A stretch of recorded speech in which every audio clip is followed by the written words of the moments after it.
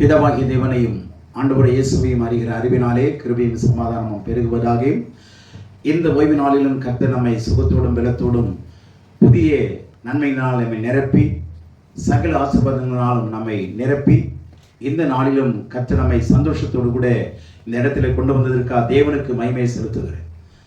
தேவனுடைய சன்னிதானத்தில் வந்திருக்கிற தேவனுடைய பிள்ளைகளாக உங்கள் யாவரையும் இயேசுவின் நாமத்தில் வாழ்த்து மகிழ்ச்சி அடைகிறேன். இந்த செய்தியை கேட்கிற நீங்களும் ஆன்லைன் மூலமாக கேட்க இருக்கிற தேவனுடைய பிள்ளைகளும் அவர்களையும் அவருடைய குடும்பங்களை கர்த்தர் ஆசீர்வதிப்பார் என்று விசுவாசிக்கிறேன். இன்றைய செய்தியின் தலைப்பு வை ரிவைவல் டாரிஸ், ஏன் எழுப்புதல் தாமதிக்கிறது என்ற தலைப்பின் கீழே ரோமர் 2ஆம் அதிகாரம் 4ஆம் வசனமும் 5ஆம் வசனமும், அப்போஸ்தலர் 3ஆம் அதிகாரம் 19ஆம் வசனமும் 20ஆம் வசனத்தை நம்ம பார்க்க போகிறோம். ஏன் ஒவ்வொருடைய உள்ளத்திலும் ஒவ்வொருடைய வாழ்க்கையிலும் உற்சாகம் குறைகிறது, ஏன் எழுப்புதல் குறைகிறது, ஏன் அது தாமதமாகிறது போல் சொல்லுகிறார். வேதத்தில் நிறைய இடங்களை பார்க்குறோம். ஆதியில் இருந்த நம்பிக்கை எங்கே, ஆதியில் கொண்டிருந்த ஆனந்த பாக்கியம் எங்கே, ஆதியில் இருந்த விசுவாசம் எங்கே, இப்படி நிறைய இடங்களில் பார்க்குறோம். ஆனால் ரட்சிக்கப்படுகிற நேரங்களிலே, ஞானஸ்தானம் எடுக்கிற நேரங்களிலே, ஆவியினால் அபிஷேகம் பண்ணப்படுகிற நாளிலே மிக உற்சாகமாக இருக்கிறோம், மிக சந்தோஷமாக இருக்கிறோம்.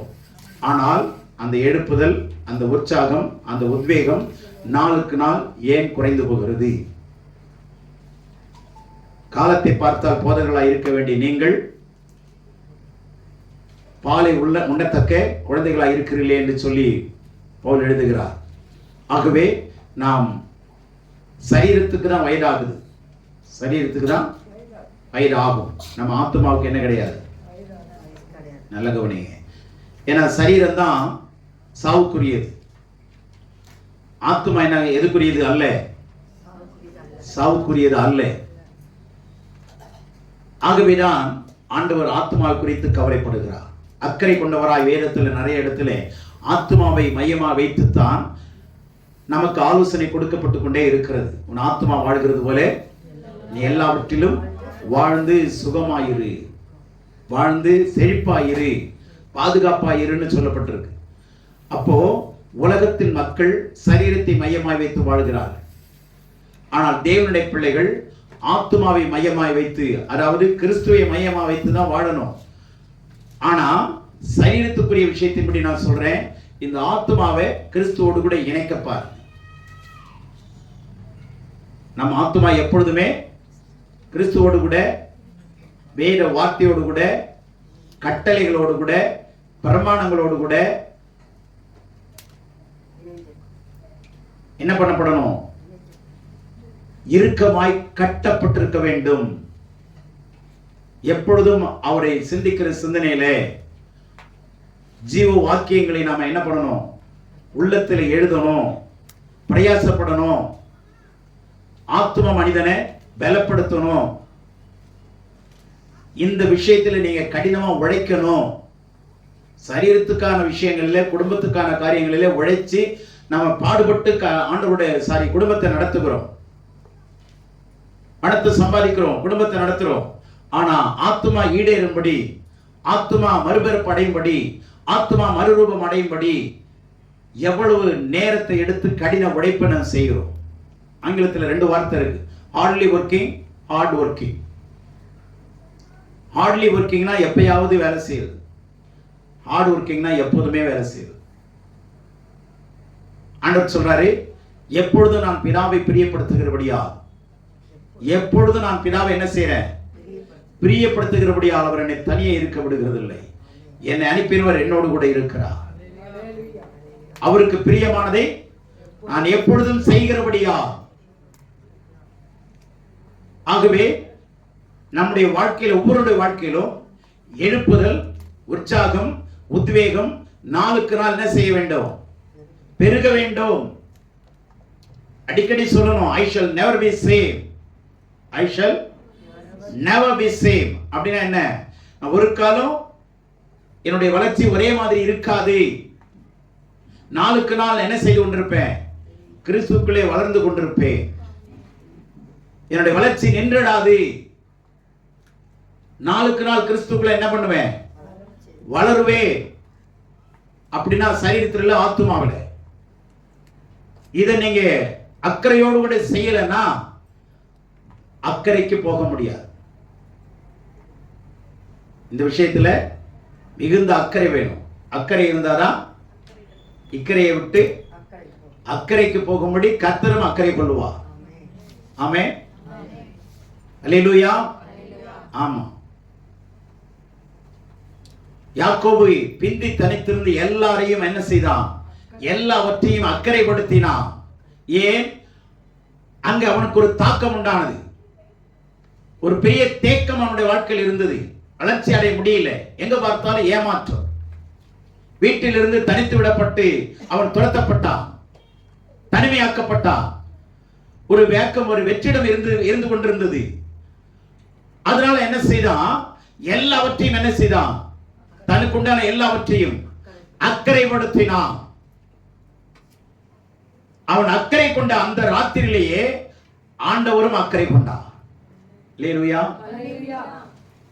நீங்க உற்சாகமா இருக்கணும்னா எதையெல்லாம் அக்கறைப்படுத்தணுமோ அக்கறைப்படுத்து.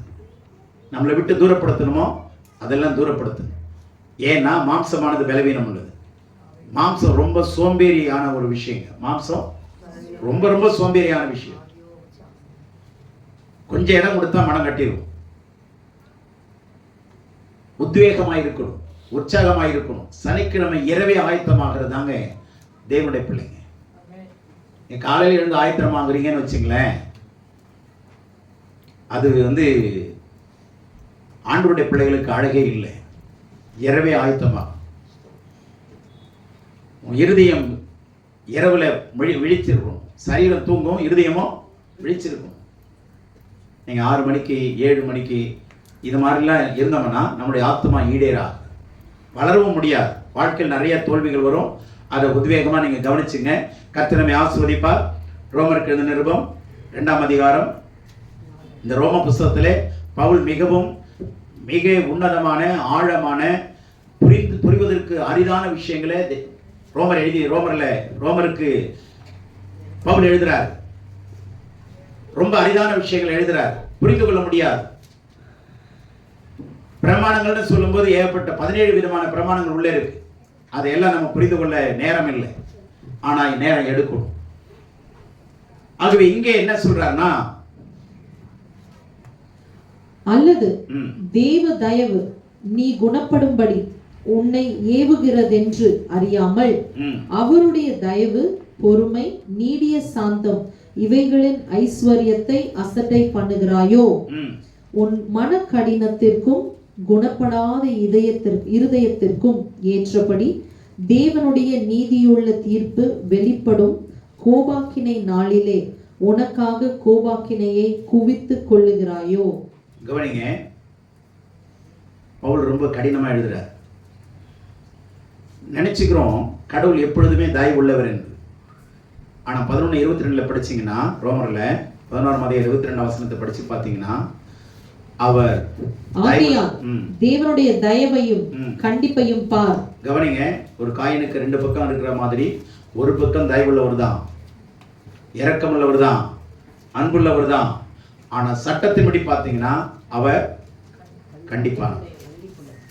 சட்டத்தின்படி நின்னார்னா அவர் மாற்ற முடியாது, அவருடைய சட்டங்களை வளைக்க முடியாது, அவருடைய சட்டங்களை மாற்றவும் முடியாது, வளைக்கவும் முடியாது, மாற்றவும் முடியாது.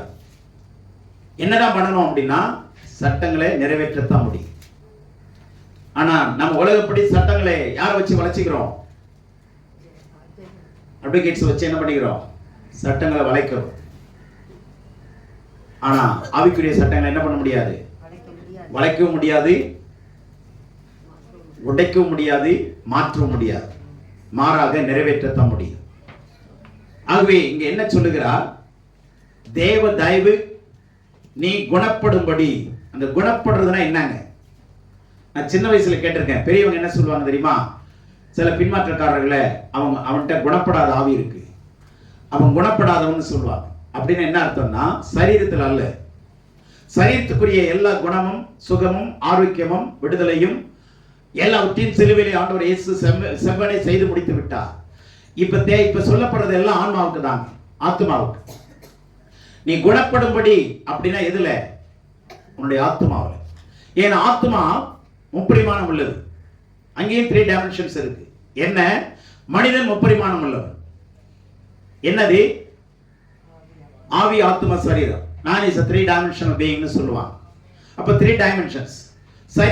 சரீரத்திலையும் ஆத்மாவும் ஆவியும் மூன்றும் இணைஞ்சுதான் மனுஷன். சரீரமும் ஆத்மாவும் ஆவியும். இதை நம்ம என்ன சொல்லுவோம்? சரீரம், ஆத்மா, ஆவின்னு சொல்லுவோம். முதல்ல நம்ம சரீரத்தை தான் முன்னாடி வைப்போம். எங்க அனுப்புனாலும் உடம்ப பார்த்துக்குங்க, அதான் உடம்ப பார்த்துங்க, மாமா உடம்ப பார்த்துங்க, அம்மா உடம்ப பார்த்துங்கன்னு தான் சொல்லுவோம். யாராவது ஆத்மா பார்த்துங்கன்னு சொல்றோமா? பஸ் ஏறும்போது மகனே நீ ஆத்மா பார்த்துக்க, டேய் ஆத்மா பார்த்துக்கோ சொல்றாங்களா? உடம்ப பார்த்துக்கோ, 3 வேளை தூங்கிரு, சாரி நைட்டு ஃபுல்லா தூங்கிரு, 3 வேளை சாப்பிடு, சாப்பிட மறக்காத, தூங்க மறக்காத, மாத்திரை போடுறே மறக்காத. இதை படிச்சு சொல்லி அனுப்புவோம். யாராவது ஆத்மா குறித்த தாக்கத்தை கொடுத்து அனுப்புறோமா? யோசிச்சு பாருங்க. ஆனா வேதம் எதை மையப்படுத்துகிறது? எதை முக்கியப்படுத்துகிறது? நீ சரீரப்படி ரட்சிக்கப்பட்டுட்ட, சரீரத்தில் உனக்கு ரட்சிப்பு இருக்கு, இன்னொன்னு ஆத்மாவிலே ரட்சிப்பு. ஏன்னா ஆண்டவர் படைக்கும் போதே அவனை சோலிஷ் மேனா தான் படைச்சாரு, ஆன்மீக மனுஷனா தான் படைச்சாரு, ஆவிக்குரிய மனுஷனா படைக்கல. நல்லா புரிஞ்சுங்க. ஆன்மீக மனுஷனா படைச்சதுனாலதான் ஆவிக்குரிய சட்டங்களை கொடுக்கிறார். புரிஞ்சுச்சா? அவன் பரிபூர்ணமான முழு பரிசுத்தமான ஒரு மனுஷனா இருந்தான்னா அவனுக்கு கட்டளை கொடுக்க வேண்டிய அவசியமே, நிபந்தனைகள் கொடுக்கப்பட வேண்டிய அவசியமே இல்லை. நிபந்தனைகள் கொடுக்கப்படுகிறதுனா அங்க தப்பு நடக்க கூடும்ங்கிறதுனாலதான் நிபந்தனைகள் கொடுக்கப்படுகிறது, கட்டளைகள் கொடுக்கப்படுகிறது. ஆகவே ஆத்மா என்ன ஆகணும்? குணப்படணும். சொல்லுங்க. ஆமா, சரீரம் ரட்சிக்கப்பட்டது. அடுத்தது இரண்டாவது ஆத்மா என்ன பண்ணணும்? குணப்படணும். அதுல 3 டிவிஷன்ஸ் என்ன? 1 அறிவு, 2வது உணர்வுகள், 3வது சித்தம், நாலேஜ், சென்சஸ் அண்ட் வில் பவர்னு சொல்லுவாங்க. இந்த அறிவுங்கிறது எதுன்னா உலக பிரகாரமான அறிவை சொல்லல, வேதத்தை குறித்த அறிவு அடையணும். ஏன்னா நம்ம அறிவுல சின்ன வயசுல இருந்து படிச்சது, பார்த்தது, நடந்தது, நடக்காதது, கெட்டது, இது எல்லாம் உள்வாங்கி இருக்கிறோம். இதனால நம்முடைய ஆத்மா என்ன செய்யப்பட்டிருக்கு? கரைப்படுத்தப்பட்டிருக்கு, பாவங்கள் இருக்கு.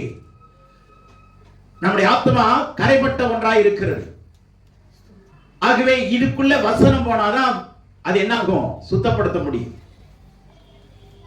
ஆகவே எப்படி எல்லாம் இது இயங்குதுன்னா ஆத்மா அறிவுபூர்வமானது, ஆத்மா அறிவுபூர்வமானது.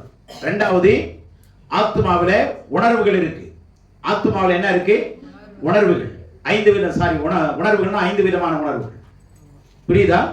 உணர்ச்சிகள் வேற, பசி உணர்ச்சி, கோப உணர்ச்சி, இதெல்லாம் உணர்ச்சிகள் வேற, எமோஷன்ஸ் அது வேற. ஆனா 5 விதமான புலன்கள் சொல்றாங்க இல்லையா, 5 புலன்கள், இதெல்லாம் ஆத்மாவோட கட்டுப்பாட்டுக்குள்ள இருக்கு. அறிவு, உணர்வுகள், அடுத்தது தீர்மானிக்கிற சக்தி, இது 3மே ஆத்மாவுடைய கட்டுப்பாட்டுக்குள்ள இருக்குன்னு வேதம் தெளிவா சொல்லுது.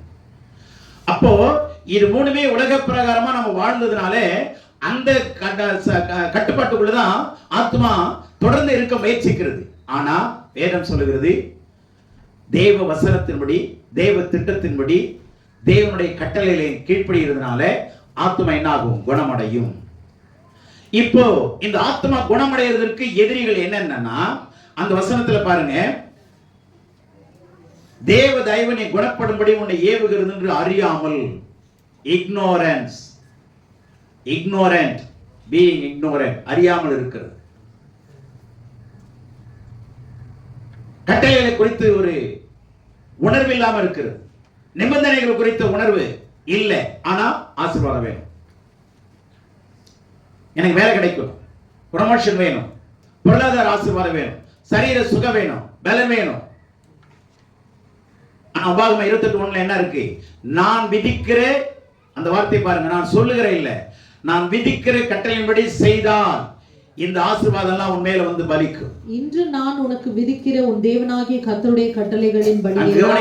இன்று நான் உனக்கு சொல்லுகிற வசனங்கள் சொல்லல, இன்று நான் உனக்கு கொடுக்கிற வாக்குத்தத்தங்கள் சொல்லல, இன்று நான் உனக்கு சொல்லுகிற தீர்க்க தரிசனங்கள் சொல்லல, இன்று நான் உனக்கு விதிக்கிற கட்டளைகள்.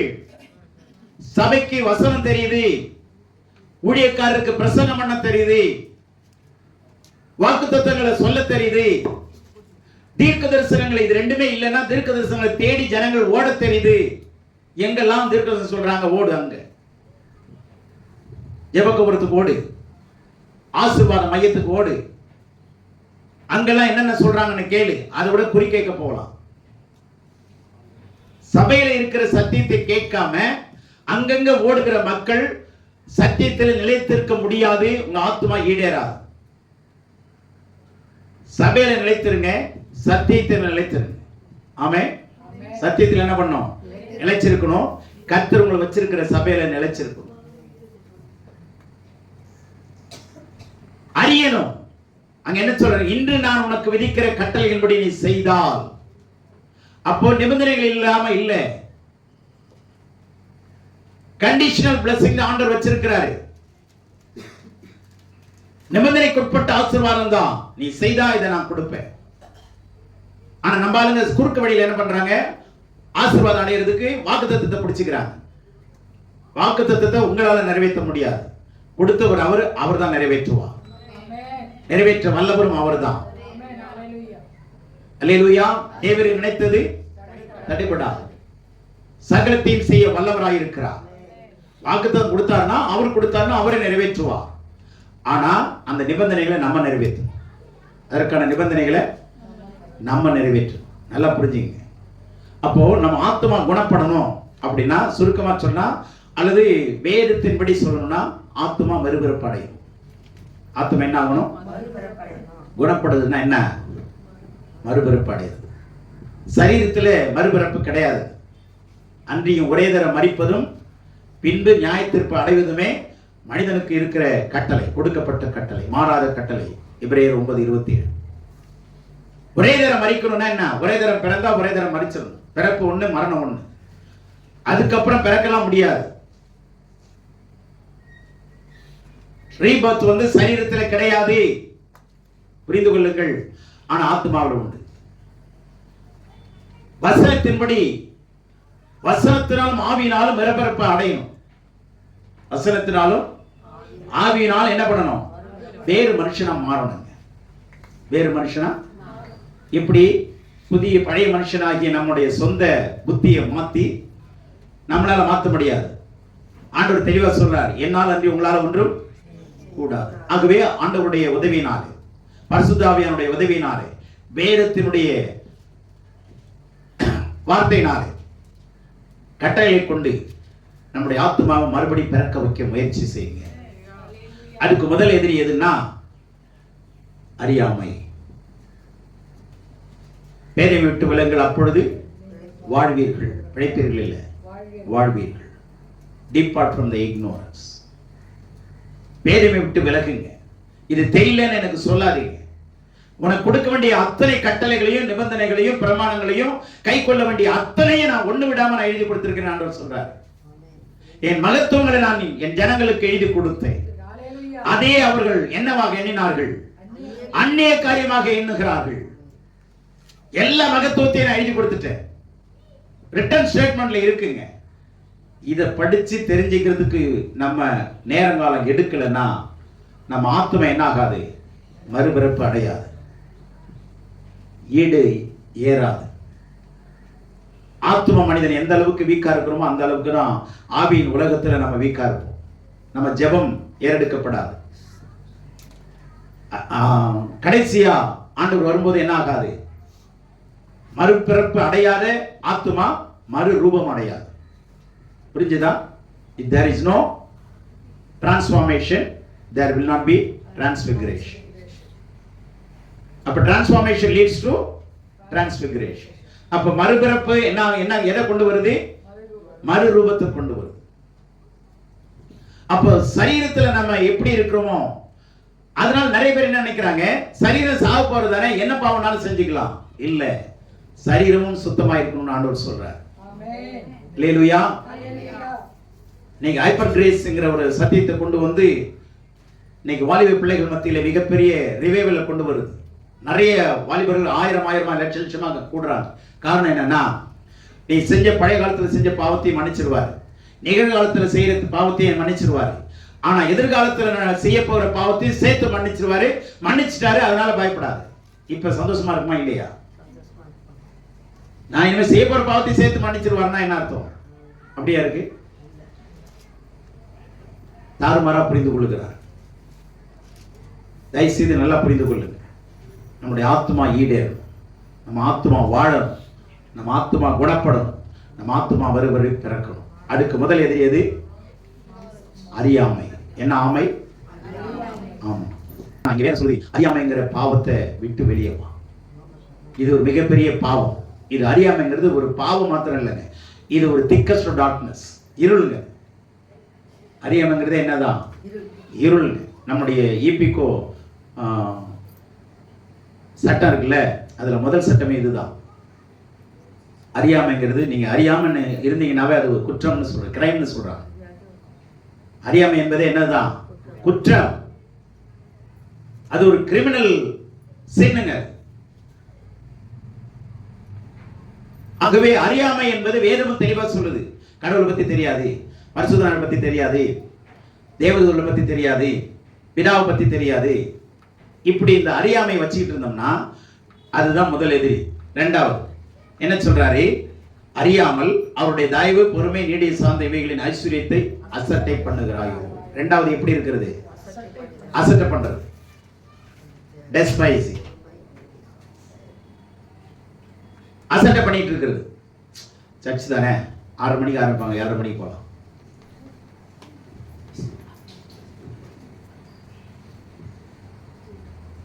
இந்த அசட்டை பண்றது மிகப்பெரிய பாவம். ஒரு தாய் தப்ப சொல்றத இருக்கட்டும், அவங்களே அசட்டை பண்ணக்கூடாது. சொல்ற ஆலோசனை என்ன பண்ணக்கூடாது? அசட்டை பண்ணக்கூடாது. யாரா இருக்கட்டும், கொடுக்கிற ஆலோசனை சரியா இருந்தா அதை என்ன பண்ணக்கூடாது? அசட்டை பண்ணனா நிச்சயமா அது ஒரு எதிரியா மாறிடும். எதுக்கு நம்ம மறுபடியும் பிறக்கிறது? அப்ப எந்த அளவுக்கு நம்ம முன்கூட்டியே நம்ம ஆயத்தமாகணும். பிரிப்பரேஷன்ங்கிறது மிகப்பெரிய ஒரு உன்னதமான ஒரு அனுபவம். அது நம்ம முதல் நாளே என்ன ஆகணும்? ப்ரிப்பேர் ஆகணும். நீ காலையில 4 மணிக்கு ஃப்ளைட்னா எத்தனை மணிக்கு உள்ள போகணும் தெரியுமா? 1 மணிக்கெல்லாம் உள்ள இருக்கணும். அது உள்ள 1 மணிக்கு உள்ள இருக்கணும். ஆனா ஃப்ளைட் 4 மணிக்கு தான் டிபார்ச்சர் டைம் போட்டு சொல்லியிருப்பாங்க. ஆனா அங்க 1 மணிக்கு உள்ள வீட்டுல இருந்து எத்தனை மணிக்கு கிளம்பணும்னு யோசனை பண்ணீங்க. அப்ப இங்க பறக்கிறதுக்கே நம்ம வீட்டுல முன்கூட்டியே பறந்தாதான் சரியா நேரத்துல போய் பறக்க முடியும். இல்லைன்னா அங்க போன பிற்பாடு அது பறந்துருச்சுன்னா என்ன ஆகும்னு நீங்க யோசனை பண்ணுங்க. ஆகவே நல்ல கவனிங்க. பேழைக்குள்ள போகும்போது நடந்துதான் போகணும். ஆனா பேழையை விட்டு வெளியே போகணும்னா பறந்துதான் போகணும். இதான் நிபந்தனை. புரிஞ்சா இல்லையா? புறாவை வெளியே விட்டோன்னு என்ன ஆச்சு? பறந்துச்சா? காக்காயை விட்டோன்னு என்ன ஆச்சு? ஏன் நடக்கல? சரி, நடக்கிறதுக்கு என்ட்ரன்ஸ் கீழே இருந்தது, ஆனா வெளியே போறதுக்கு என்ட்ரன்ஸ் எங்கதான்? ஏன்? இந்த இதனுடைய சாவி யார் வச்சிட்டு இருந்தது? திருப்பி வெளியே வந்த வழியே உள்ள திரும்பி ரிட்டர்ன் ஆக முடியாதுங்க. புரிஞ்சுச்சா? நீங்க இதுக்குள்ள வழி வரீங்க, சபைக்குள்ள, இதுக்குள்ள இருந்து வெளியே போய் கடவுளை பார்க்க முடியாது. மேல ஓப்பனிங் இருக்கு, ஆண்டவர் வச்சிருக்கிறார். விளங்குதா? அங்க இருந்து பறந்துதான் தேவனிடத்துல போக முடியும். நடக்கிற அனுபவம் ஆரம்ப அனுபவம், பறக்கிற அனுபவம் தான் உச்சக்கட்ட அனுபவம், தேர்ச்சி அடைகிற அனுபவம். எந்த மனுஷனையும் தேனினவளாய் நிறுத்தும்படிக்கு தேனினவளாய் இருக்கிறோமா, தேய்கிறவளாய் இருக்கிறோமா? சொல்லிக்கிறோம், நம்ம டெய்லி என்ன பண்றோம்? தேர்றோம்னு. ஆனா தேஞ்சிக்கிட்டே இருக்கிறதே தேர்றோம்னு நினைச்சுக்கிட்டா என்ன ஆகுது? நேரங்களை கடைபிடிக்கிறோமா? சாதாரணமா நீங்க யோசிங்க. நீங்க பைபிள் படிக்கிறது அப்புறங்க, நேரங்களை கடைபிடிக்கிறோமா? டைம் மேனேஜ்மெண்ட் இருக்கா? சொல்லுங்க. இந்த டைம் மேனேஜ்மெண்ட் இல்லை அப்படின்னாவே உங்களுடைய உத்வேகம் குறைஞ்சிரும், உங்களுடைய உற்சாகம் குறைஞ்சிரும். டைம் மேனேஜ்மெண்ட் இல்லைன்னா உங்களுக்கு பாராட்டுகள் கிடைக்காது. எங்க போனாலும் பாருங்க, டைம் மேனேஜ்மெண்ட் ரொம்ப ரொம்ப முக்கியங்கிறத இன்னைக்கு ஆழமா நான் பேசுறேன். தயவு செய்து நீங்க ஸ்கூலா இருக்கட்டும், காலேஜா இருக்கட்டும், அல்லது பிரயாணமா இருக்கட்டும், எது முக்கியம்? டைம் மேனேஜ்மெண்ட் ரொம்ப முக்கியம். அதனாலதான் ஆண்டவர் சொல்றாரு, நாட்கள் பொல்லாதவைகளானதா, ஆமா, பிரயோஜனப்படுத்திங்கன்னு தமிழ்ல இருக்குங்க, ஆங்கிலத்தில் ரெடியூமிங் யுவர் டைம். ரெடீமிங்கிறது ஒரு முக்கியமான வார்த்தைங்க. அது சட்ட ரீதியான வார்த்தை. ரிடம்ஷன்ங்கிறது சட்ட ரீதியான வார்த்தை, லீகல் டாக்டரின். அது பேசிக் டாக்டரின் கிடையாது, லீகல் டாக்டரின். உலகத்துல சட்டம் இல்லாம ஆள முடியாதுங்க. அதே மாதிரி ஆண்டவர்கிட்ட போகணும்னா சட்டம் இல்லாம ஆண்டவர்கிட்ட போக முடியாது. பறக்கிற அனுபவத்துக்கு வரணும். அதனாலதான் கர்த்தருக்கு காத்திருக்கிறவர்களோ புது பலன் அடைந்து அவங்க காலை தேய்ச்சிக்கு நடப்பாங்கன்னு இல்லை, செட்டைகள் அடித்து கழுகளை போல பறப்பார். ஏன் இந்த அனுபவத்துக்கு வரணும்? கர்த்தர் நம்மை உருமாற்றம் பண்ணுகிற ஒரு அனுபவம். ஆமென். அந்த உருமாற்றம் எங்க நடக்கணும்? உள்ள நடக்கும். அதுக்குதான் இங்க என்ன சொல்றாரு? அசட்ட பண்ணாத. என்ன பண்ணாத? அசட்ட பண்ணீங்கன்னா தேவ சமூகத்தை விட்டுருவீங்க. தேவ சமூகம் உங்களை விட்டு விலகும். நல்லா கவனிங்க. தேவ சமூகத்தை அசட்ட பண்றது, பார்த்துக்கலாங்கிறது, அதுக்கு ஆயத்தம் ஆகாம இருக்கிறது, அந்நேரத்துக்கு ஆயத்தம் ஆகுறது, இதெல்லாம் என்ன பேரு? அசட்ட பண்றோம்னு அர்த்தம். அதுக்கப்புறம் பாருங்க, 5ஆம் வசனத்துல என்ன சொல்லுது? 3வது, உன் மன கடினம், stubbornness, மாறுபாடான இருதயம், கடினமான இருதயம். என்ன சொன்னாலும் நான் இப்படிதான் இருப்பேன், என்ன சொன்னாலும் நான் இப்படிதான் வருவேன், என்ன சொன்னாலும் நான் இப்படிதான் வாழ்வேன். இருங்க. ஆனா இதை பத்தி 1 சாமுவேல் 15:23 படிங்க.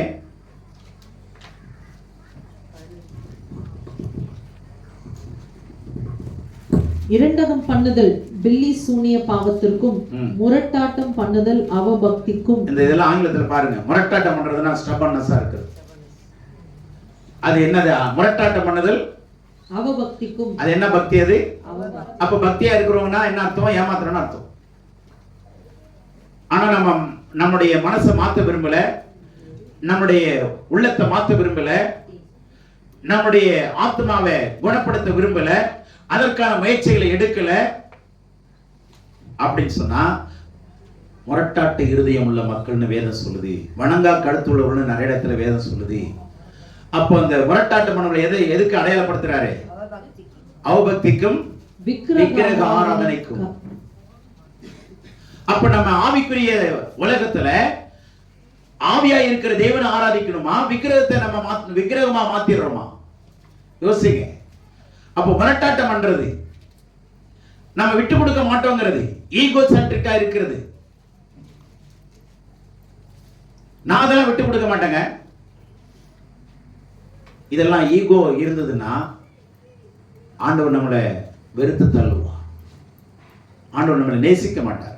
ஆண்டவர்கிட்ட அன்பா இருக்கிறார் தான், இல்லைன்னு சொல்ல. ஆனா அவர் சட்ட ரீதியானவர். ஆண்டவரும் எப்படிப்பட்டவர்? அதை மறந்துடாதீங்க. சட்டத்தை தாண்டி அவர் இறக்கப்பட மாட்டார். கண்டிப்பானவர் தான். உலகத்தை கண்டித்து உணர்த்துவார், கண்டித்து உணர்த்துகிறவர். ஆகவே கவனிங்க, இந்த எதிரிகளை பாருங்க. ஒண்ணு, பேதமையா இருக்கிறது, எதுவும் தெரியாதுங்க. நான் சர்ச்சுக்கு போவேன் வருவேன், ஆனா ஆண்டவருடைய பிள்ளைங்க தான். நான் எதையும் நான் அறிந்து கொள்ள விரும்பல, நேரம் எடுக்கல. எனக்கு கிடைச்ச நேரத்தில் நான் படிக்கிறேன், கிடைச்ச நேரத்தில் நான் சபைக்கு வரேன். அப்புறம் என்ன பண்றது? இது மாதிரிலாம் நம்ம யோசிக்கிறோம். ஆனா இதற்கென்று முழு மனதோடு கூட முதலாவது தேவனுடைய ராஜ்யத்தை, அவருடைய நீதியை தேடலைன்னா எப்படி கூட கொடுக்கப்படும்? ஆண்டவருடைய திட்டமே முதல்ல அவரை வைக்கணும், அதுக்கப்புறம் தான் குடும்பம், அதுக்கப்புறம் தான் ஊழியம். ஆமென். முதல்ல தேவனுடைய திட்டம், ரெண்டாவது அந்த திட்டம் எங்க நிறைவேறணும்? நம்ம குடும்பத்தில் நிறைவேறணும். நல்லா ஞாபகம் வச்சுங்க. தேவன் நம்மளை அழைச்சார்னா அந்த அழைக்கப்பட்ட ஆசீர்வாதம் குடும்பத்துக்குள்ள நிறைவேறும். இப்படி குடும்பத்துக்குள்ள நிறைவேறலைன்னா நாம எங்கேயோ தப்பு பண்றோங்கிறத புரிந்து கொள்ளு. நம்ம ஆத்மா எங்கேயோ ஈடேறல, சரி பண்ணப்படலை, ரிப்பேராக இருக்குன்னு வச்சுங்க. சைக்கிளில் எங்கேயோ ரிப்பேர் இருக்குதுன்னா அது ஓட்டும் போதே தெரிஞ்சிடும், அல்லது தள்ளும் போதே தெரிஞ்சிடும். எந்த இடத்துல பிரச்சனை இருக்குன்னு தெளிவாக கண்டுபிடிச்சிக்கலாம். அப்போ குடும்பத்துக்குள்ள உங்க ரட்சிப்பு வரல, அல்லது குடும்பத்தார் நம்முடைய ரட்சிப்பை அங்கீகரிக்கல அப்படின்னா ஃபால்ட் எங்கேயோ இருக்குதுன்னு அர்த்தம். அதை கண்டுபிடிங்க. ஆகவே பேதமை, இரண்டாவது அசட்டையா இருக்கிறது, மூணாவது மன கடினம், நாலாவது குணப்படாத இருதயம். ரட்சிக்கப்பட்டதுல இருந்து நான் இப்படிதான் இருக்கிறேன், நோ சேஞ்சஸ் அட் ஆல். இதை குறித்து அப்போஸ்தலர் 3ஆம் அதிகாரம் 19ஆம் வசனத்திலிருந்தும் 20ஆம் வசனத்திலிருந்து பாருங்க.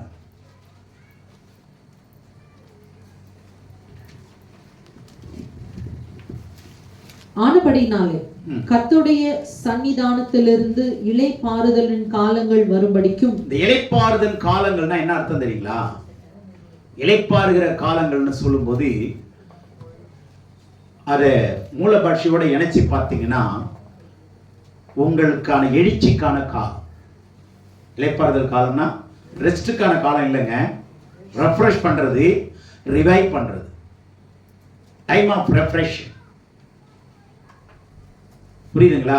ரெஃப்ரெஷ் பண்றதுன்னா என்ன? உங்களை புத்துயிர் கொடுக்கிறது. அப்படி மகம்னா சோர்ந்து இருந்ததுன்னா போய் நல்ல பச்சை தண்ணியில் கழுவிட்டு வந்தோம்னா ஒரு மாதிரி ஒரு புத்துணர்வு வரும். அந்த வார்த்தை தான் சொல்லப்பட்டது. இளைப்பாறுதல்னா ரெஸ்ட் எடுத்துக்கிட்டு உட்காந்துக்கிட்டு இருக்கிறதுன்னு அர்த்தம் இல்லை. Revival, refreshing. உங்க ஆத்மா உயிர்ப்பிக்கப்படணும் அல்லது எழுப்புதல் அடையணும் அப்படிங்கிற காலம் வரணும்னா முன்னே குறிக்கப்பட்ட இயேசு கிறிஸ்துவை அவர் உங்களிடத்தில் அனுப்பும்படிக்கும் உங்கள் பாவங்கள் நிவர்த்தி செய்யப்படும் பொருட்டு நீங்கள் மனம் திரும்பி குணப்படுங்கள். இந்த ரெண்டு வார்த்தை சொல்றார். நீங்கள் மனம் திரும்பி குணப்படுங்கள். repent and be converted. ரெண்டு வார்த்தை நல்ல ஆழமா அழுத்தமா சொல்றாரு. மனம் திரும்புங்கள், குணப்படுங்கள். இந்த மெட்டானோயே அப்படின்னு கிரேக்க வார்த்தை பயன்படுத்து. மெட்டா அப்படின்னாவே சேஞ்சஸ் அர்த்தம். உங்களுடைய மனசை மாத்துங்கன்னு அர்த்தம். Change your mind, B converted. எதுல? உங்க உள்ளான மனுஷனை, இன்னர் மேன் அர்த்தம். உங்க உள்ளான மனுஷன் தான் ஆத்துமா. நமக்கு ரெண்டு மனுஷன் இருக்கிறான். ஒன்னு பிரமாண மனுஷன், இன்னொன்று உள்ளான மனுஷன். பிரமாண மனுஷனுக்கு தான் ஊர்பட்ட சாப்பாடை நம்ம சாப்பிடுறோம். காலையில டிஃபன், அதுக்கு என்ன பேரு? நாஸ்டா இல்லையா? காலையில டிஃபன், மத்தியானம் சிக்கன், நைட்ல சப்பாத்தி. இதெல்லாம் சைட் டிஷ் எல்லாம் அது வேற. ஆமா, நம்ம இந்தியாவை போல ருசியா டேஸ்டா சாப்பிடுற நாக்க உடையவங்க உலகத்துல வேற யாருமே கிடையாது. நீங்க எந்த நாட்டுக்கு போறீங்க பச்சையா சாப்பிடுவாங்க, இல்லைன்னா அவங்க டேஸ்டே வித்தியாசமா இருக்கும். அங்க போனா நீங்க ரசம் சாப்பிடுறது இங்க முடியாது. இந்த மாதிரி டேஸ்ட் உள்ள மக்கள் யாருமே கிடையாது. சாப்பிடுறது தப்பு இல்லைங்க, ஆனா சாப்பிடுறதுக்காக வாழ்றாங்க நிறைய பேர். வாழ்றதுக்காக சாப்பிடுறது கொஞ்சம் பேரு, சாப்பிடுறதுக்காகவே வாழ்றது நிறைய பேர்.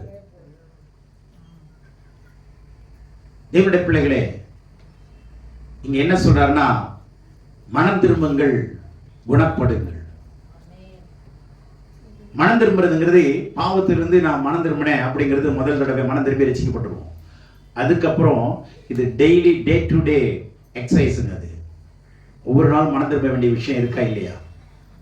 ஒவ்வொரு நாளும் கோபப்பட்டுருவோம், இனிமேல் கோபப்பட மாட்டோம், மனம் திரும்பும்.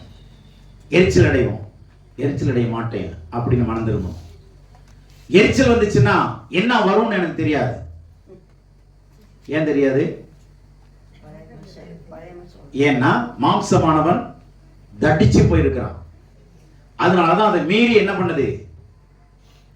வருது. அதை மீறி வருது. சில சொல்லுவாங்கல்ல, தெரியாம சொல்லிட்டேன்னு சொல்றாங்கல்ல. தெரியாம பேசிட்டேன், தெரியாம சொல்லிட்டேன்னா என்ன அர்த்தம் தெரியுமா? ஏன் தெரியாம சொல்லிட்டேன்றோம்? ஏன் தெரியாம சொல்லிட்டேன்? ஏன்னா தெரியாமையே அது உள்ள போயிருக்குது. யாராவது பேசியிருப்பாங்க, போற போக்குல அப்படியே கேட்டுட்டு போயிருப்போம். ஆனா அது தெரியாமலே என்ன பண்ணிருக்குது, உள்ள போய் செட்டில் ஆயிடும். அது என்ன பண்ணும், தெரியாமையே வெளியே வரும். இப்ப விளங்குதா? எதுவுமே சும்மா இல்லைங்க. தெரியாம உள்ள போச்சுன்னா தெரியாம வெளியே வரும். அப்ப உள்ள போச்சுன்னு தெரிஞ்ச உடனே அதை என்ன பண்ணணும், உடனே கட் பண்ணணும். அப்போ அலர்ட்டா இருக்கணும். ஆகவே கவனிங்க, மனம் திரும்ப வேண்டியது டே டு டே ப்ராசஸ். நான் எதுல நான் மனம் திரும்பணும், டெய்லி கேளுங்க, ஆண்டவரே நான் இந்த எந்த விஷயத்துல மனம் திரும்பணும். டைம் மேனேஜ்மெண்ட்லயா ரொம்ப குறை இருக்குன்னு நானே அவங்க மனசாட்சி அவங்களுக்கு சொல்லுங்க, நான் வளர்ந்துருக்கேன்னா இல்லையா. வயசு 40 வருஷம் 50 60, இந்த 60 வருஷத்துல என் மனசு எந்த அளவுக்கு வளர்ந்துருக்கு, என் உள்ளான மனுஷன் எந்த அளவுக்கு வளர்ந்துருக்கிறான் கண்டுபிடிங்க. Find out where you are. ஆகவே என்ன சொல்றாருன்னா, மனம் திரும்புங்கள், குணப்படுங்கள். உங்க ஆத்மா குணமாகுமா? குணம் அடையல, மறுரூபம் அடையல. வேதம் சொல்லுது, ஒரு பெரிய மனுஷன் ஆண்டவர் பேசுறாருங்க. யோவான் 3ஆம் அதிகாரத்துல ஒரு பெரிய மனுஷன், அவன் போதகன். இஸ்ரவேலில அவன் ஒரு போதகன், அவன் ஒரு நியாய பிரமாணிக்கு, அவன் ஒரு பரிசே, அவன் ஒரு அதிகாரி, அவன் சனகிரிப் சங்கத்தில் முக்கியமான அங்கன். இவ்வளவு பெரிய ஆளுங்க அவன். அவன்கிட்ட கடவுள் சொல்றாரு, hello, accept you born again, நீ மறுபடி பிறக்காவிட்டா என்ன செய்ய முடியாது, தேவனுடைய ராஜ்யத்துல காணவும் முடியாது, பிரவேசிக்க முடியாது. அப்படிப்பட்ட ஆள்கிட்ட சட்டம் தெரிஞ்சவன்கிட்ட சட்ட ரீதியா பேசுறாரு பாருங்க. சட்டம் தெரிஞ்சவங்கள்ட்ட சட்ட ரீதியா பேசுவார். எஸ்கேப் ஆக முடியல, என்னன்னு தெரியல, புரியல. அவன் கேட்கிற கேள்வி, திரும்பி கேட்கிற கேள்வி அசிங்கமா இருக்கு. அவ்வளவு பெரிய வயசுக்கு, அவ்வளவு பெரிய பதவியில இருக்கிற ஆளு ஒண்ணு என்ன சொல்லிருக்கணும், ஆண்டவரே நீங்க சொன்னது எனக்கு விளங்கலன்னு சொல்லிருக்கணும். ஆனா நம்பால என்ன சொல்றாரு, எப்படி ஆண்டவரே திரும்பி அம்மா வயிற்றுக்குள்ள போய் எப்படி வெளியே வருது? இந்த கேட்ட கேள்வி பார்த்தீங்களா, எப்படிப்பட்ட ஆள் கேட்டான் பாருங்க. எனக்கு தெரியல ஆண்டவரே, புரியல ஆண்டவரே, எனக்கு சொல்லிக் கொடுங்கன்னு கேட்டதா பிரச்சனையே இல்லை. அப்ப ஆண்டவர் சொல்றாரு, ஜலத்தினாலும் ஆவியினாலும். ஜலம்ங்கிறது தண்ணி இல்லைங்க, வசம். பிறக்கும், பிறங்க, பிறந்தாதான். அதை பிறக்கிறது என்ன, புதுசா பிறக்கிறது என்ன, புதுசா வந்திருக்கு உலகத்துக்குன்னு அர்த்தம். வயிற்றுல இருந்து, பை உலகத்திலிருந்து பொய் உலகத்துக்கு வந்துருக்கு.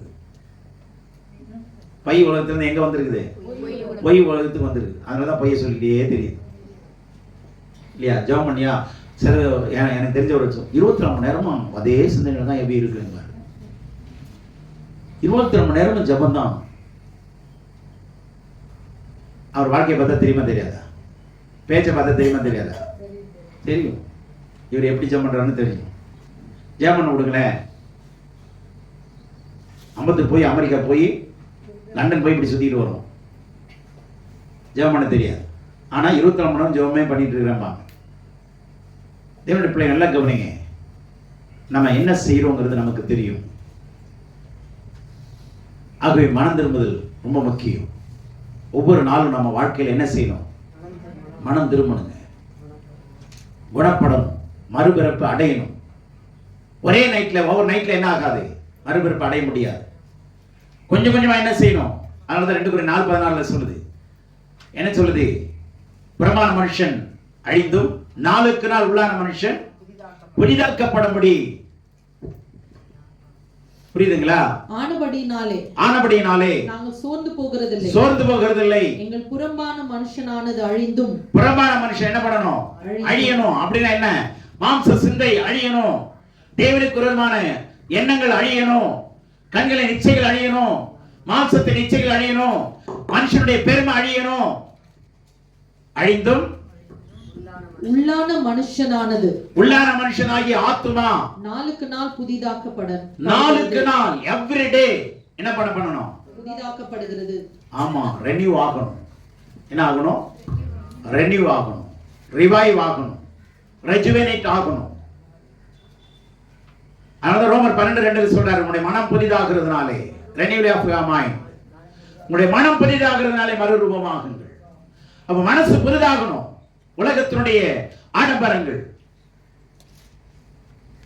உலகத்துக்கு ஏற்ற மாதிரி இருக்கிற பளபளப்பாய் தோன்றுகிற எல்லாமே விட்டு மனம் திரும்பணும். உள்ளான மனுஷனை மாத்துங்க. உள்ளான மனுஷனை மாத்தலன்னா நம்ம ஏமாற்றப்படுவோம், அல்லது ஏமாத்திட்டே இருக்கணும்னு அர்த்தம். ஏமாத்திட்டே இருக்கிறோம். மாத்தலன்னா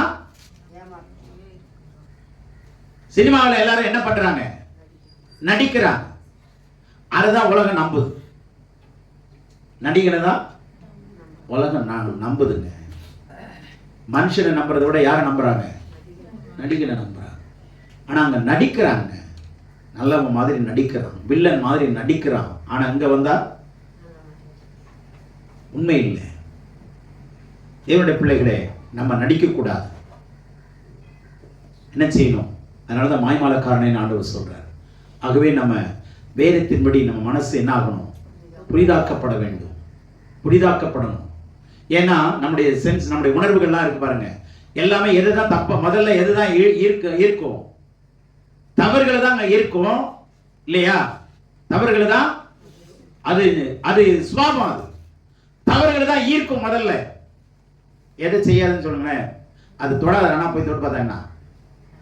நைசா போய் தொட்டு பார்த்து வந்துடும். இது என்ன? சரீரத்தினுடைய வேட்கை. ஆனா அப்படி செய்தா உடனே மனம் திரும்புங்க, மறுபடி பெறுங்க. உள்ளான மனுஷனை நாளுக்கு நாள் வளர்க்க பாருங்க, நாளுக்கு நாள் வளர பண்ணுங்க. அதனால 3 சொல்றேன். ஆவியிலே என்ன செய்யணும்? பலனடையும். ஆத்மாவிலே அறிவடையும். சரீரத்திலே கனி கொடுக்கும். இது 3 இல்லைன்னா நம்ம வேரோட பிடுங்கப்படுவோம். வேதம் சொல்லுது ஆவியிலே பலனடையும். நீங்கள் ஆவியிலே பலனடைந்து 3:16 எபேசியர். ஆத்மா அறிவில்லாமல் இருப்பது நல்லதல்ல, நீதிமொழி 19:2. அப்ப ஆத்மாவிலே பலனடையும், அறிவடையும். ஆத்மாவில் என்ன ஆயிடும்? அறிவடையும். சரீரத்துல கனி கொடுக்கும். கனி கூடாத கொடிகள் எல்லாம் அறுப்புண்டு போகும். நம்ம கனி கொடுக்கிறோமா? ஏன் நம்ம வாழ்க்கையில எழுப்பதில் இல்லை அப்படின்னா, பேதமையா இருக்கிறது, அசட்டை பண்றது, மன கடினமா இருக்கிறது, சொல்ற ஆலோசனை கேட்கறது இல்லை, ஏற்றுக்கொள்றதும் இல்லை, கீழ்ப்படுகிறதும் இல்லை, மனமும் குணப்படுறது இல்லை. இதெல்லாம் எதிரிங்க. நம்முடைய ஆவிக்குரிய உற்சாகத்துக்கு, எழுப்புதலுக்கு என்னது? இதெல்லாம் பேரியர்ஸ், ஸ்ட்ராங் பேரியர்ஸ். இதை நீக்க வேண்டியது நம்ம தானே தவிர, அல்லது நீக்குவதற்கான முயற்சிகளை நாம தான் எடுக்கணும். ஆண்டவர் சொன்னாரே, எனக்காக அழாத, உனக்காகவும் உன் பிள்ளைகளுக்காக. அதுதான் லூக்கா 22:32 சொல்றாரு. பேதுரு பார்த்து சொல்றாரு, சீமோனே, நீ குணப்பட்ட பின்பு உன் சகோதரனை போய் சிறப்படுத்து. புரியுதா? நீ குணப்பட்ட பின்பு. ஏன்னா அவன் ஆத்மாவில ஸ்ட்ராங்கா இல்லைங்க. அவன் டபுள் மைண்டடா இருப்பான். என்ன அந்த நேரத்துக்கு வருது அதை செஞ்சிருவான். நானல் போலவே. ஏன்னா அது சீமன்னாவே நானல் மாதிரி தான், பேரே அப்படிதான் இருக்கு. அதனால எங்க போறானோ அங்க சாஞ்சிடுறது. அலுவலகத்தில் போனா அங்க வரி கட்டாம என்னெல்லாம் பண்ணலாம ஏமாத்தலாமோ அது மாதிரி மாறிக்கிறது. நண்பரிடத்தில் போனா அங்க எப்படி எல்லாம் அவங்க பழகுறாங்களோ அது மாதிரி மாறிடுறது. இடத்துக்கு ஏத்த மாதிரி நம்ம மாறுது. இப்படிதான் அவன் இருந்தான். அதனாலதான் ஆண்டவர் சொன்னாரு, நீ குணப்படு. நீ குணப்பட வேண்டிய விஷயம் இருக்கு. ஏன்னா நீ நெருக்கமான நேரத்தில், சோதனையான நேரத்தில் வரும்போது இயேசுவை எனக்கு தெரியாதுன்னு, ஏன்னா நான் தெரியவே தெரியாதுன்ட்டான். அதுக்கப்புறம் என்ன பண்ணா? சத்தியம் பண்ணா. அதுக்கப்புறம் என்ன பண்ணா? சபிக்க தொடங்கினா. இப்படிப்பட்ட ஆளா தான் இருந்தான். அதனால ஆண்டவர் சொன்னாரு, நீ குணப்படும், ஆத்மாவில ஸ்திரப்படும், பி ஸ்ட்ராங். யோவான் 15 சத்தியத்தில் நிலைத்திருந்தார், அன்பிலே நிலைத்திருந்தார், உங்கள் கனிகளிலே நிலைத்திருக்கும்படி, உங்கள் கனிகள் நிலைத்திருக்கும்படி. அப்ப அந்த இடத்துல கிட்டத்தட்ட 6-7 இடத்துல நிலைத்திருந்தாங்கிற வார்த்தை வருதுங்க. So be established in the truth. சத்தியத்துக்குள்ளே நீங்கள் நிலைத்திருங்கள். ஆமென். ஆகவே நீங்க உற்சாகமா இருக்க முடியல அப்படின்னா, என்னென்ன தடைகள் இருக்குதுன்னு கண்டுபிடிங்க. என்னென்ன பேரியர்ஸ் இருக்குதுன்னு கண்டுபிடிங்க. அசட்டையா இருக்கிறோமா, பேதமையா இருக்கிறோமா, மன கடினமா இருக்கிறோமா, ஏற்றுக்கொள்ள மாட்டேன்றோமா, ஒத்துக்க மாட்டேன்றோமா, இதுக்காக போய் அழுங்க. ஆண்டவரே, இந்த சுபாவம்லாம் எனக்கு இருக்கு. உள்ளான மனுஷன் என்னால என்ன பண்ண முடியல, மாற்ற முடியல. அதனாலதான் நான் ஏமாத்திக்கிட்டே இருக்கிறேன். அது எனக்கு பிடிக்கலதான். விரும்புகிறதை செய்யாமல் வெறுக்கிறதை செய்கிறேன். காரணம் என்ன? பாவ பிரமாணம் என்னை ஆண்டு கொண்டிருக்கிறது. அதிலிருந்து விடுதலை ஆக்கும்படி நீங்க மன்றாடுங்க. அதுக்காக அழுது ஜெபம் பண்ணுங்க. இப்ப கர்த்தர் நம்மை விடுவிப்பா. ஆமென். அல்லேலூயா. ஆகவே நம்ம வாழ்க்கையில ஒரு எழுப்புதல் வரணுங்க. என்னுடைய சின்ன வயசுல இருந்து, என்னுடைய 13 வயசுல அபிஷேகம் பண்ணப்பட்டதுல இருந்து பிரச்சனைகள் வராம இல்லை, பாவம் வராம இல்லை. அன்னையில இருந்து நான் ரொம்ப பரிசுத்தமா இருந்தேன்னு சொல்ல முடியாது. என் வார்த்தையில பரிசுத்தமா இருந்தேன், என் பார்வையில பரிசுத்தமா இருந்தேன், என் நடக்கையில பரிசுத்தமா இருந்தேன், நான் எல்லாவற்றிலும் பரிசுத்தமா இருந்தேன் சொல்லவே முடியாது. ஆனா எல்லா பலவீனங்கள் மத்தியிலும் பாவத்தின் நடுவிலையும் ஆண்டவர் உணர்த்த எல்லாவற்றையும் விட விட விட விட கர்த்தர் உதவியாய் இருந்தார். நீயோ என்னை விட தள்ளினாய். என்ன நாய்? யார சொல்றாரு? நீயோ என்னை விட தள்ளினாய்ன்னு யார சொல்றாரு? பிசாசு சொல்றாரு. என்ன நாய்? தள்ளி நாய். இது புடுங்குற நாய் இல்ல. என்ன பல்லெல்லாம் பிடிங்கிட்டார்ல, அதனால என்ன செய்யும்? முடிஞ்ச அளவு தள்ளி பார்க்கும். இருக்கிறவனை தள்ள பார்க்கும், இருக்கிறவனை தூங்க வகைக்கும். நல்லா நைட்ல நல்லா தூங்கு, 5 மணிக்கெல்லாம் ஏந்திரிக்காது, இன்னொரு 10 நிமிஷம் தூங்க, தூங்கிவிட்டு அப்புறமா எழுந்து போவேன். இதெல்லாம் நடக்கிற விஷயம். இதெல்லாம் என்ன பண்ணோம்? நீயோ என்னை விட தள்ளினாய். சத்தமா சொல்லுங்க. கர்த்தரோ எனக்கு உதவியாக இருந்தார். நல்ல கவனிங்க. விழுகை வரலாம், ஆனா விழுந்தே கிடக்கிறவன் மூடன்.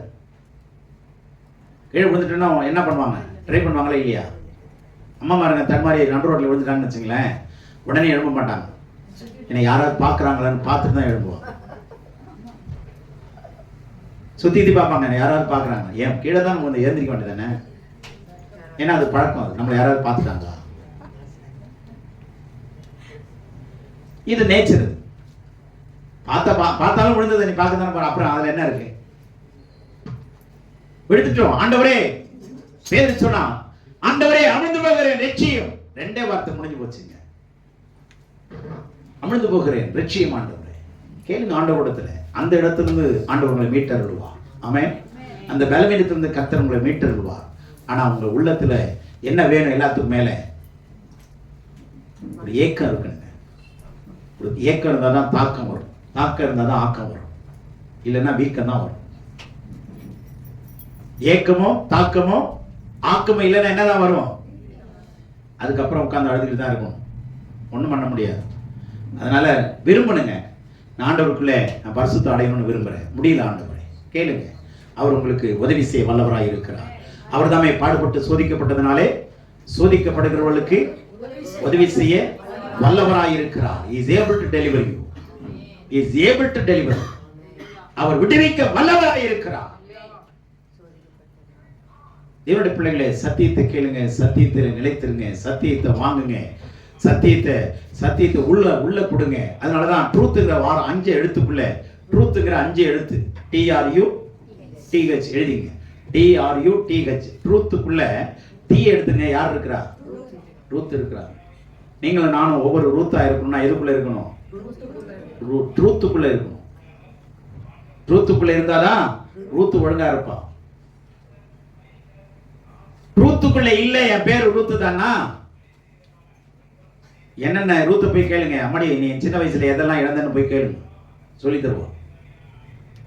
அதனால ஒவ்வொரு ரூத்தும் எதுக்குள்ளதான் இருக்கணும்? சொல்லுங்க பக்கத்துல பார்த்து. அம்மாடி நீ இதுல எதுக்குள்ள இருக்கணும்? ரூத்து நீ எதுக்குள்ள இருக்கணும்? சத்தியத்துக்குள்ள இருக்கணும். அப்பதான் சத்தியமா கடவுளை மாத்துவா. சத்தியத்தை மறிவீர்கள். ஆமா, புரியுதுங்களா? தேவனுடைய பிள்ளைகளே, தேவன் நம்மை வழிநடத்த வல்லவராய் இருக்கிறார். நம்மோடு கூட அவர் தொடர்ந்து பேசிக்கொண்டே இருக்கிறார். ஒவ்வொரு நாளும் மனம் திரும்பணும், குணப்படணும். மனம் திரும்பணும், சொல்லுங்க. மனம் திரும்பணும், குணப்படணும். மனம் திரும்பணும், குணப்படணும். ஆனா டெய்லி அதே பாவத்தை செய்யணும், அதே தான் செஞ்சுக்கிட்டு இருக்கணும் அப்படின்னா ஒரு நாள் வரும் அறுத்து போட்டுருவார். ஏன்னா யோவான் 15:1-2 அதான் சொல்கிறார், கனி கொடுக்குற கொடி எதுவோ அதை சுத்தம் பண்ணுவேன், கனி கொடுக்காததை என்ன பண்ணுவேன். ஆமாம், எதை அறுப்பாருன்னு தெரியாது. நல்லா கவனிச்சுங்க, ரொம்ப கவனமாக இருக்கணும். சபைங்கிறது கர்த்தருடையது, சபைங்கிறது கர்த்தருடையது. அது அவர் தான் ஓனர், நம்ம எதுவுமே ரெக்கமெண்ட்லாம் பண்ண முடியாது. அதனால ஜாக்கிரதையாக இருப்போம். கர்த்தர் நம்மை ஆசீர்வதிப்பார்.